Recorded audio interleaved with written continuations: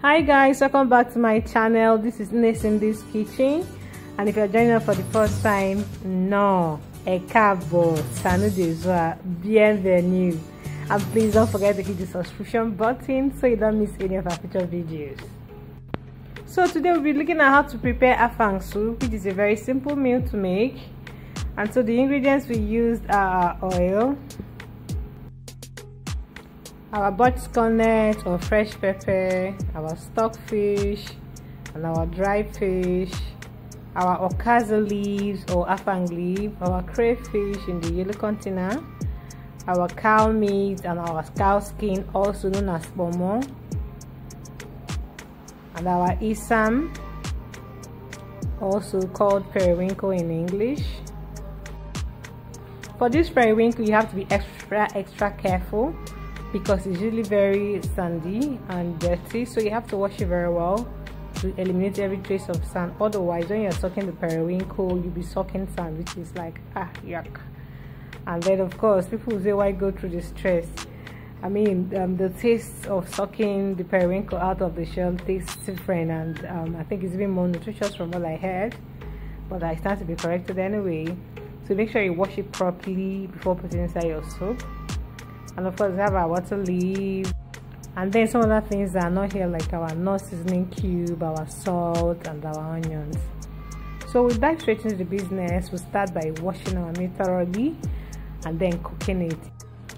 If you followed my videos, you will know that I always say that I like to cook my meat separately because I like my meat actually well seasoned and very well spiced. So I'm going to add my onions, my salt. You know, in Africa we just say sprinkle salt until the spirit, your ancestors tell you, my daughter, it's enough, my son is enough. And then I'm going to be adding my nut seasoning cube. This is just 2 cubes because I'm going to be adding in the soup, so I'm not going to be adding much here, just 1 cube is enough. And then I'm going to be adding my butch cornet and my fresh pepper because I like that extra tang that it gives to the meat. Like I said, I like my meat really tasty, so I go the extra for my meat. Like, my meat is the queen of my soup. And then I'm going to cover and let it simmer for about 10 to 15 minutes until it comes a little bit tender, not very soft but tender enough to, you know. And on the other hand, while my meat is cooking, I'm going to be parboiling my stockfish and my dry fish to make it tender and soft before introducing my meat stock into the stockfish. And we don't need a lot of water, guys, just enough to cook it. Then you cover and cook for about 10 to 15 minutes depending. Then you check it whether it needs extra water. If it has boiled, then you go back and check your meat. By now my meat's almost dry. Oh, and I forgot to tell you guys, I also added the pomo after about 10 minutes of cooking the meat because I like the pomo to also have taste. So while the meat has dried completely, I'm going to be adding the stockfish into the meat, the stockfish and the dry fish. Then I'm going to be adding my crayfish, about 3 to 4 tablespoons of grinded crayfish, and then I'm going to cover and let it cook for additional 5 minutes before adding my butch cornet and my fresh pepper. Then I'm going to let it cook and stir it a bit to incorporate into the meat stock. Then I'm going to cover and let it cook for additional 3 minutes until it has boiled. Then I'm going to be adding my periwinkles, my washed periwinkles at this point.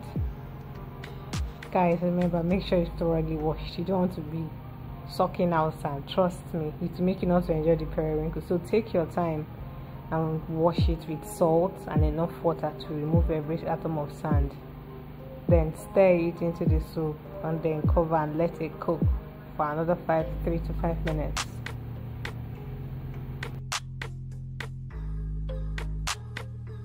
After about 3 to 5 minutes, I'll add my nut seasoning cubes, and then while it's cooking, on the other hand, I'm already bleaching the oil.